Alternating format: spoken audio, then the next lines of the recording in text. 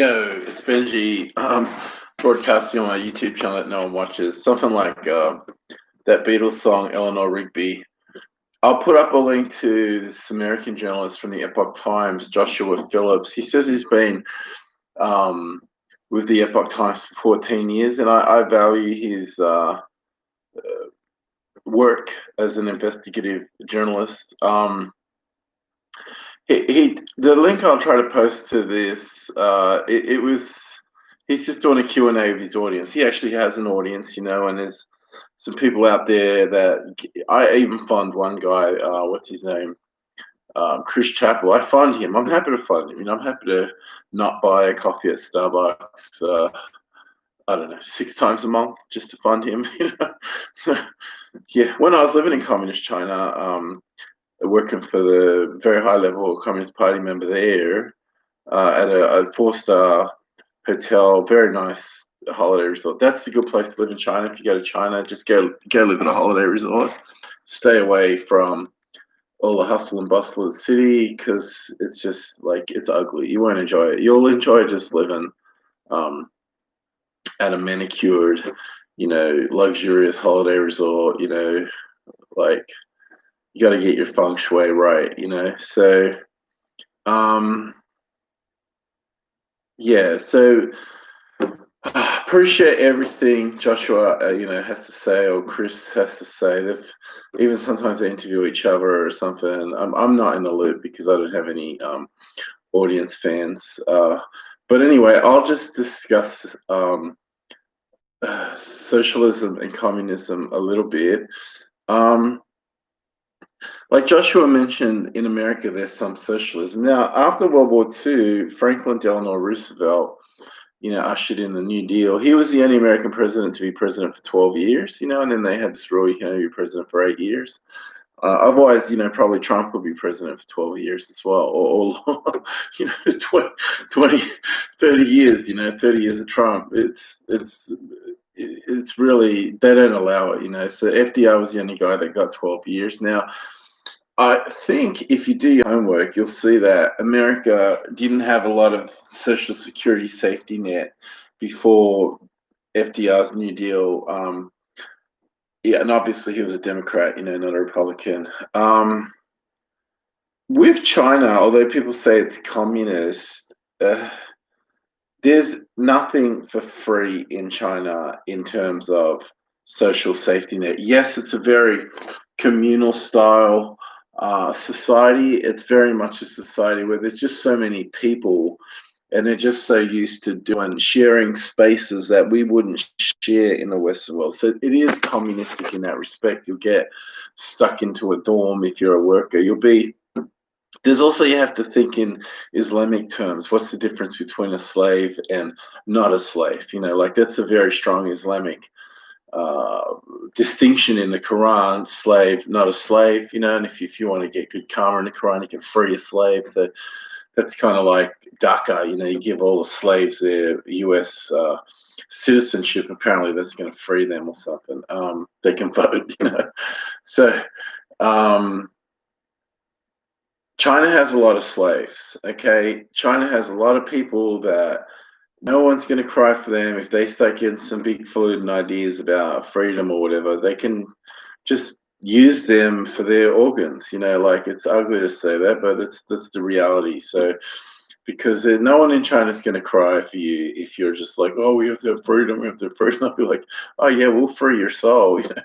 Right after we get a buyer for your kidneys, you'll be free. So that's the Chinese way. So if you go to a hospital in China, often you have to pay up front. I can go to America as a Spaniard or as an Aussie, or just as an Aussie, and not technically speaking a citizen of Spain because I've renounced my citizenship, for all the fuckwits here in Australia. And there in America, whatever the case is, you come from Mexico, wherever you come from, that just give you, service at the emergency department of the hospital. And sometimes you might get billed, but it's very easy to avoid that billing. See, the funny thing in America is people have It's everywhere, you know. People have these funny ideas. Like I can just go to America, right? I can go up to some Mexicans and say, "All right, here's $20. Give me a social security number that says Joshua Phillips. It's my name."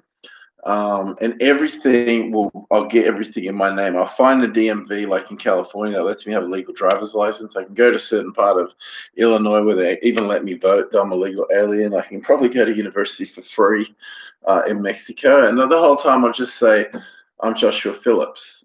And everything, all my paperwork can say I'm Joshua Phillips. No one will know my real name or anything about me.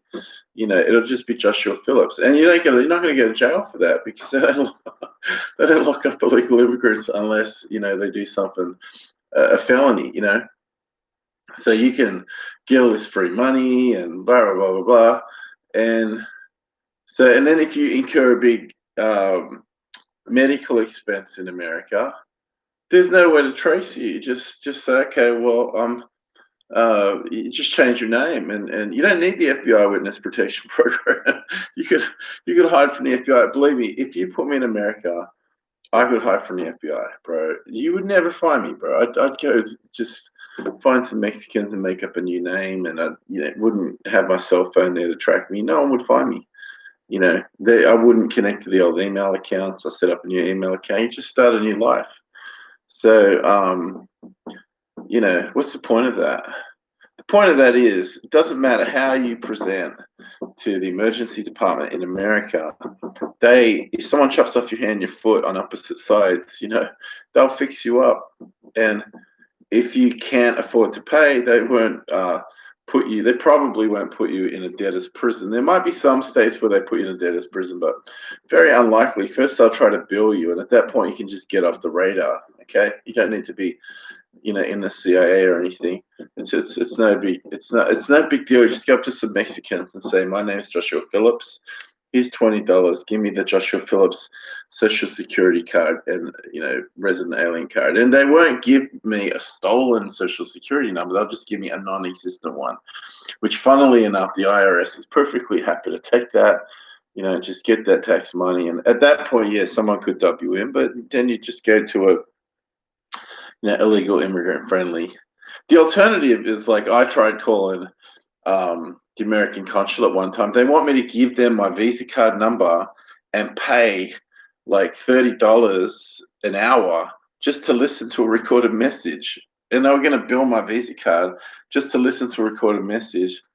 Come on, is that inviting? Do you want to, you know, if there were a better way than that, yeah, I'd get a visa and go there legally. But I never saw a better way. You know, I never saw an intelligent system there. The only other system was to go through transfer with the universities. And I mean, the universities are a fucking joke, you know. That's like, how much of a fucking coward piece of shit do you have to be to just, you know, kiss up the ass of the university and keep them happy? Now, that doesn't apply if you want to study something real, you know, like physics or science, you know, or mathematics, you know, something engineering, something real. But if you're just doing a Bachelor of Arts in, you know, communications, like to be a journalist, or a Bachelor of Arts, you know, to study a language or something, you know, university is a fucking stupid daycare center, and they're gonna give you this stupid debt for being your babysitter for 4 years, so you could take all your drugs there in a controlled environment, you know. It's all bullshit. So, but that's another thing too. It's like they're practically terrorists, you know. They're practically like, fucking, they look worse than me than Iran, you know, because honestly, like, then you can start traveling around the world under the wing of the university. I wouldn't have a bar of it when I was at that age. I wouldn't. I'm not going to get into bed with a bunch of fucking disgusting, nasty people. You know, these are people that enable pedophiles to rape children on the dark web, you know, investing in fucking Bitcoin and shit. This is the scum of the earth that they don't even believe in God. They're all atheists. You know, I don't want to have anything to do with them. So, um, yeah, they're out there. You know, the world's full of fucking really shitty, horrible people. It's kind of sad. So a lot of them are just soulless, fucking horrible, dark people, you know, really. And then a lot of them, the majority of people, are just fucking vain as shit. You know, it's like, ooh, look at me, you know, I own a horse and I've got a house, and ooh, look at me. That's like, fuck you, fucking asshole, you know. So I mean, we all got to watch our little shitty Hollywood American-made movies and TV shows. I can't even watch them anymore. It's so fucking beneath my intelligence, you know. It's just fucking ridiculous. So yeah, I just like studying China with these particular journalists, you know, investigative journalists, see what they're doing. I watch what they're doing. If they don't, if no one watches what I'm doing, that's fine. I'm okay with that.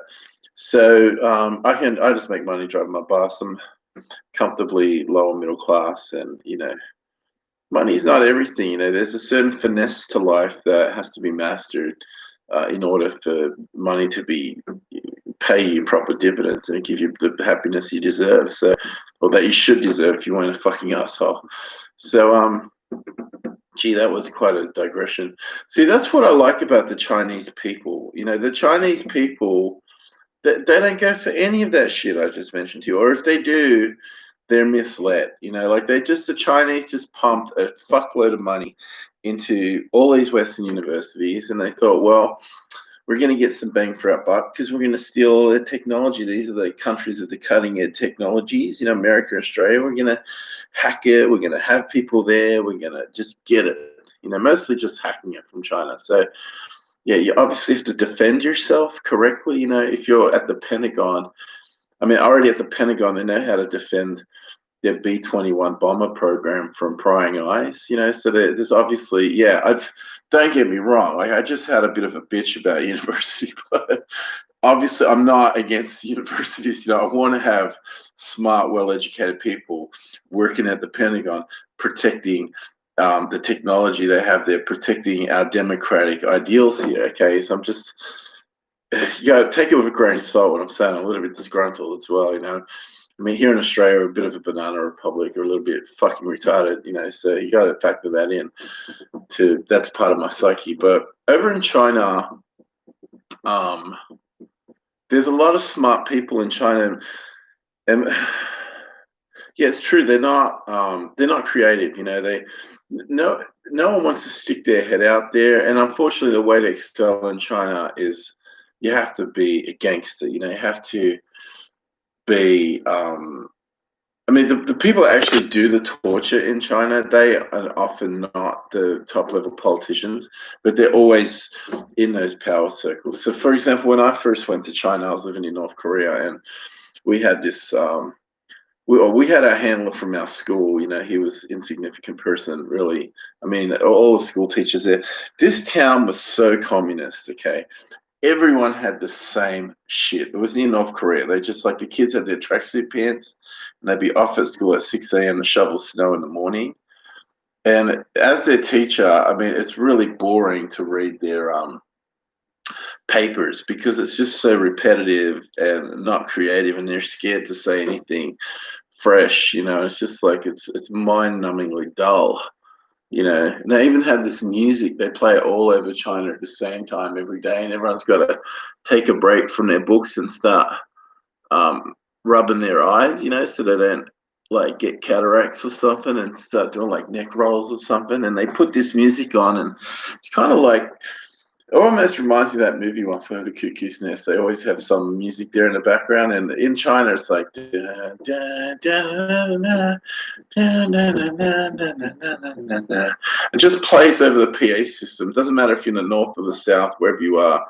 You got hundreds of millions of kids listening to every week, and you know then you get a few months off, a few weeks off in the February holidays. That'd be a good time to invade China during the Chinese New Year because no one will be at their desk at the ready. You know, they'll just be. If I were going to invade China, I'd invade China during Chinese New Year. I mean, you know, everyone would just be. It's the biggest internal migration in the world. You know, you could. I covered this in a previous video. How would you invade China? America would get the B-21, fly at 20 kilometers altitude, and probably just nuke. Um, Probably just a moderate nuke. You know, nuke they'd probably have to come up with like, well, how many of those bombers? They have 100 of those bombers. I'm not sure how they'd refuel it. They'd have to refuel it outside the range or something. And then where would they land? They'd probably land in Not sure how they land, because I'm not sure how that works. I don't have the technical know-how. I know they could probably fly at 20 kilometers altitude, not be detected by Chinese radar, and drop nukes on, pivotal places. At which point that would, yeah, trigger a Chinese response with missiles, but they don't have much nukes in China, and yeah, I mean, yeah, I don't know. I'm not, you know, military tactician to war game, all that stuff. But I know if I were going to invade China, I'd do it. If I could do it, I'd do it during the Chinese New Year because no one will be at the desk. Everyone, the whole country just drops everything and they just get on a train and go home. It's pretty wild, Chinese New Year. It happens in February every year. So, um, yeah, I'm really just rambling a bit here. What are the good things about China? Okay, so see how we have all these pedophile networks in the West, and we have like you got those politicians in the House of Lords, in the House of Commons, in the UK saying they should legalize pedophilia and pedophilia is a healthy thing, and you have all these the FBI. I mean, the FBI now is so busy running after Chinese espionage and Chinese industrial hijackers that they can't chase after the pedos, there's people don't understand by investing in Bitcoin and everything, they're enabling um, all of this stuff. So yeah, if you want to defund the police, you're not going to catch all those pedos, because yeah, I mean, well, that's a whole different topic. The morons in the early 20s in protesting in America. Now that's a different story, but um, good things about China, they're not druggies. Like most of them aren't druggies. I don't think they get into pedophilia the way the Westerners do. Like here in Australia, it's like a super ultra top secret thing. The buggery of children, especially boys. It's like part of the Anglo-Saxon culture to bugger boys in their boyhood, and they like to complain about the Muslims, Arabs, or whatever, slashing, cutting off, snipping the clitoris off the girls so they can never enjoy an orgasm when they grow up. But they never talk about how you know, have a worse custom, which is letting little boys get fucked in the ass. So that's what they do, and they just sweep it all under the rug, and they never stop to think, well, gee, that ain't right. We should do something about that. Have a conversation about it. They can't have a conversation about it. They can have a conversation about female circumcision. They can't have a conversation about buggery. They like to say the word bugger. It's something, yeah, they cherish it. So they think it's good on some level because they're evil. So every culture has a thing like that. And I don't really see that the Chinese are like that. That's one of the funny things about communist countries. I think the instances of child abuse are probably lower. It's something about capitalist societies that you just get these very bitter, frustrated people that they just want to really rape a child, just to put all that hurt out there. So, um, yeah, I mean, I never saw that in China. I don't see a class of priests out to rape kids all the time the way the Catholic Church is, and unhealthy homosexual priests in the Catholic Church. I don't see that in China. It's like, you piss me off, okay, well, fuck you. I'm going to put you in jail, and when someone's ready to pay me a good amount of money for your heart, then I'm going to kill you, bitch. That's the Chinese psychology. I think that's better than the Catholic Church. Just, oh yeah, we're all pretend we're saints, but actually we're just wildly homosexual and we want to rape kids. I mean, what's better there? Someone not pretending anything, any kind of spiritual pretense. I couldn't see anyone diminishing my spirituality when I was living in China, so no one said, oh, you can't believe in God. I was always believing in God and trying to practice my spirituality in China. I never had any troubles there, so you do get rogue people like in any society that want to trip you up, and you have to distinguish between that and how much time can the communist Chinese government spend analyzing people's personal lives, from through TikTok or whatever, before they're just going to be wasting their own time, with insignificant nonsense, So I think, yeah, the PLA and the Communist Chinese government, they're interested in running supercomputers with algorithms that will just crunch all the numbers. They're not going to be going through, Katie's in Virginia's personal details one by one. Oh, look at her shoes. They don't have time for that shit. They got stuff to do. So the big brother element. When I was living in China, I knew that the NSA would be running these programs. That was apparently big news to these idiot journalists. They're so fucking stupid. These Americans, they think they're so smart, And you had them there in 2005 saying, "Oh, what a news! The news is broken. It's broken. Like the NSA is spying." I was like, "Of course they're fucking spying on you. What do you think? There's fuck. I mean, come on. What do you think they spent billions of dollars in the Department of Homeland Security just to build vibrators or something? Of course they're building supercomputers that will analyze all your shit. Also, Google's doing it now. That's why now you can just talk about something and then Google will suggest it to you because it's running a program, a computer program. Like right now, the technology exists that there'll be some program associated with Google or YouTube that will analyze everything I'm talking about right now and then suggest something to me along those lines, including the algorithms they show on YouTube. So that's artificial intelligence. That's a big thing of the future. And yes, the government in China can use it to their advantage. I was having this conversation at work yesterday. Like someone was talking about the good deeds program in China. Like, if you cross the road on a red light, you'll lose points. If you don't pay your debts on time, you lose points. You won't be able to catch an airplane. You have to catch a train. It's like, well, do I win points? For getting a heart transplant, and they have to murder someone to give me their heart. Is that going to give me bonus points on the system? It's a fucking joke, isn't it? So, yeah, it's just what you got. This is the world we live in. So, the NSA never told anyone they were spying on them, but they've been spying on them for, what, 17 years now? As soon as they could build it after 9/11, they built it and they wanted to catch all the terrorists plotting things on their phones, and that's why they built this system, these computers. And when the technology was coming available at that time, where you could, and now it's ripe, and you can really run these programs and just have a computer analyze every single phone call. And so, probably the Mossad and the CIA, they have access to this technology. I don't know if they have it here, but I mean, is it helping us get rid of powerful pedos?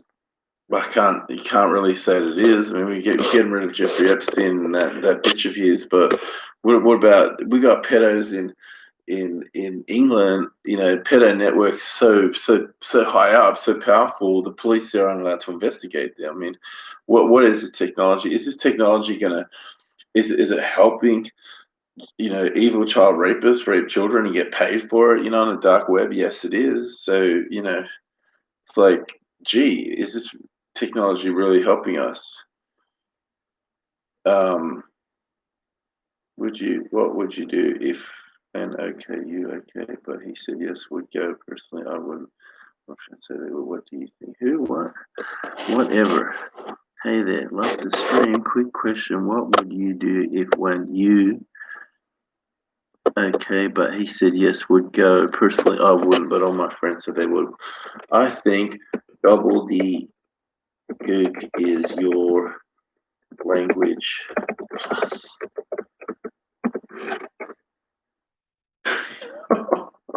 Who the fuck is that anyway? Who are they? This is like someone's watching me. Oh yeah, it's just number 2. Maybe it's a computer or something. So yeah. All right. Yeah, I've had enough. Had enough of this nonsense. I'll talk some other time.